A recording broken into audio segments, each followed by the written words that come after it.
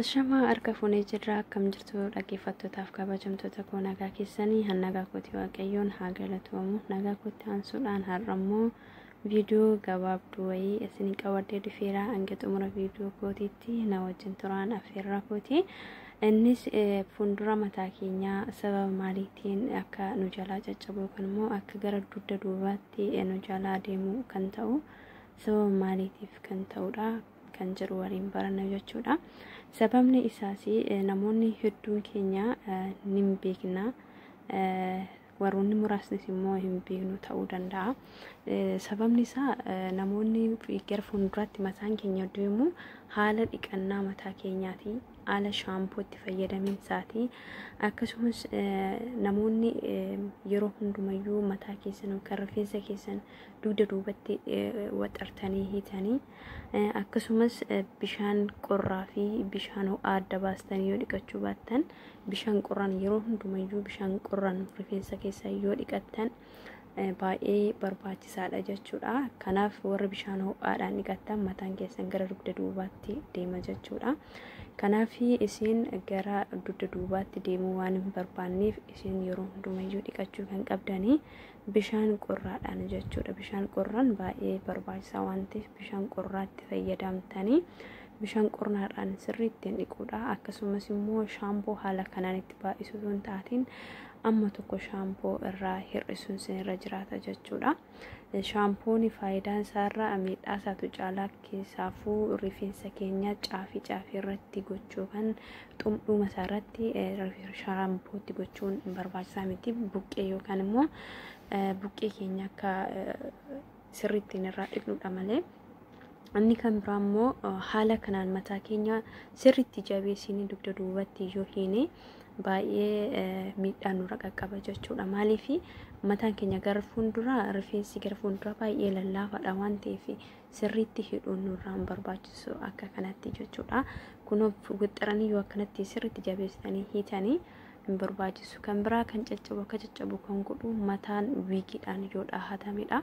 Wiigiidhaan mataan dhahatamu baay'ee ni caccaba jechuudha. Haala qabannaa mataas yoo ilaalle fakkeenyaaf haala kana laaffistanii yoo qabattan yookaan immoo dugda duubatti akkanatti martanii yoo qabattan mataan keessan isin jalaa bubuqqa'uuf isin jalaa caccabuu hin danda'u jechuudha. Kun akka kanatti yoo wiigii yeroo hunda fayyadamtan mataan keessan isin jalaa caccabuu rifeensi bubuqqa'uu danda'a jechuudha.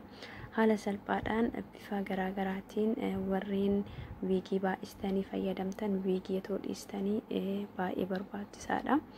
Kanaaf malli ittiin immoo ofirraa ittifnu akkamitti kan jettanii nu gaafattanii malli ittiin ofirraa ittifnu bishaan qorraadhaan yeroo hunda mataa keenya dhiqachuudha. Erga dhiqannee shaampoo xiqqeessinee erga dhiqannee mataa keenya haala hin bubuqqaane filuudha. Caafirraa qabnee filuudha. Kanaaf warreen keessumattuu human heerii warreen fayyadamtan mataan keessan yookaan rifeensi keessan isin guddachuu hin danda'u. Akkasumas immoo kunuunsa gahaan argatu torbee 2 torbee 3 bakka tokkotti dhahamee taa'a waan ta'eef haala qilleensa ittiin ofirraa baasuu hin qabu jechuudha. Rifeensa akkanatti jabeeffamee yoo dhahame rifeensi keenya wiigii wajjin yookaan immoo human heerii wajjin waan dhahameef baay'ee nu jalaa miidhama jechuudha. Inni biraa ammoo shaashii akkanatti hidhachuudha jechuudha. Shaashii akkanatti yoo hidhanne baay'ee nu miidha jechuudha fuuldura mataa keenya. Akkasumas mataa keenya wanta akka qilleensa galchu qilleensa waan galchu kan kun akka suuraa kanarratti argitan qilleensa wanta galchu hidhachuun nurraa eegama. Isas maaliif yoo jettan mataan keenya akka qilleensa ofiisaatiin baasee ofiisaatiin galchuu nu gargaara jechuudha kan hidhachuuni. Akkasuma dhukkubbii jabeessinee yoo hidhanne dhukkubbii mataalee nutti fiduu danda'a waan ta'eef haala qilleensa ittiin ofirraa baasuun akkasuma gurra keenya libbannee akka haala kana yoo hidhanne baay'ee barbaachisaadha jechuudha. Baay'ee barbaachisaadha. Mataan keenya akka nu dhukkubneef nu gargaara, akka qilleensa fudhatuuf nu gargaara. Kanaaf akka bakka tokkotti qilleensa gahaa argatu nu godha jechuudha. Shaashiin akkana baay'ee barbaachisaadha. Inni kan biraa mataa keenya kan caccabu kan buqqa'u rifeensa keenya buqqeerraa kaanee dibata yookaan qalamii rifeensa keenya dibachuudha. Isas caafii irratti too dibannee caafii isaa too dibannee baay'ee barbaachisaadha. Fakkeenyaaf warri qalamii fayyadamtani dibata kalara mataa fayyadamtani buqqee irraa kaatanii otoo hin taatiin caafii irraa kaatanii isin fayyadamuu dandeessu. Kan bira kan isinitti fidu haarriidha. Haarrii isinitti fida akka caafii kun akka argaa jirtan yeroo hunda namoonni qalamii yookaan dibata mataa dibattan dafee akka haarri isin jalaa baasu ni godha. Akkasumas akka jajjabaatu mataan keessan fuulduraan akka jajjabaatu waan godhuufi caafii irratti otoo dibattanii baay'ee barbaachisaadha jechuudha. Egaa baay'ee barbaachisaa. Fakkeenyaaf caafii irratti yoo dibattan mataan keessan haala gaariidhaan bareeduu danda'a.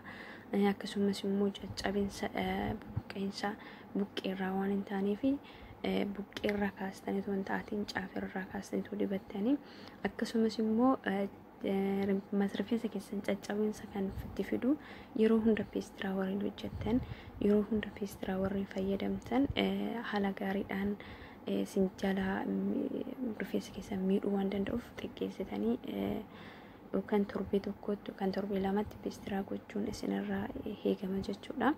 Haala ittiin caccabinsa kana ofirraa ittisuu dandeenyu mana keenya keessatti zayituuniin eeggiin jira, dammi jira, wantoota kana mana keenya kichinii keenya keessatti waan argamu fayyadamne rifeensa keenya buqqee gara fuulduraa irratti sirriitti sukkuumne deddeebifnee akka rifeensi keenya nu margu gochuu ni dandeenya. Akkam bubuqqaanii rifeensi keenya goggoginarraan kan ka'e akkam bubuqqaanii tiriitmentii garaagaraa kennuu fi mana keenya keessatti waan argamu kan akka ooyilii eeggii wantoota garaagaraa roophiin illee ni ta'a. Rifeensa buqqee mataa keenya fuuldurarraan sirriittiin cabsinee itti sukkuumuun baay'ee nurraa eegama jechuudha. Maaliif hojjettan rifeensi keenya akkuma qaamni keenya yookaan kunuunsa barbaadu rifeensi keenya illee kunuunsa barbaada. Akkasuma dammaan illee gochuu dandeessu, roophiin gochuu dandeessu, zayituuniin gochuu dandeessu. Wanta garaagaraatiin wantoota akkanaatiin itti fayyadamtanii bu'aa irraa argachuu ni dandeessu. Torbee tokko torbee lama fayyadamnee dhiisuu hin taatiin mataa keenya yookaan rifeensa keenya kunuunsuudhaaf yeroo dheeraa nutti fudhata waan ta'eef yeroo dheeraa kana keessatti rifeensa mataa keenyaa kana dadhabnee hin taatiin haala gaariidhaan kunuunsuu nurra jiraata jechuudha. Maaliif rifeensi keenya kunuunsa barbaada akkuma qaamni keenya garuu ni biraa kunuunsa barbaada. Rifeensi keenya kunuunsa barbaada waan ta'eef rifeensa keenya guddifachuudhaaf haala gaariidhaan kunuunsuun nurraa eegama jechuudha. Kanaaf rifeensi keenya yeroo miiccitan goggogaa isaatti filuu otoo hin taatiin waa dibdanii filuudha. Inni dhumaamma rifeensa keessan erga miiccitanii goggogaa kaa'uun osoo hin taatiin rifeensa keessan sirriittiin wanta isa laaffisuu danda'u yookaan wanta dibachuu barbaachisu dibattanii bakka lama bakka sadiitti dha'attanii yookaan immoo bakka sadii lamatti mataa keessan yoo gootanii baay'ee barbaachisaadha jechuudha. Irra caala importantii kan ta'e namoonni chaanaalii Kofaaraa taatan chaanaalii kiyya sabiskiraayib gochuudhaan maatiitti dabalamaa kana fayyadamnaan dhibbumaan dhibbatti irraa ni fayyadamtu nagaa ta'a.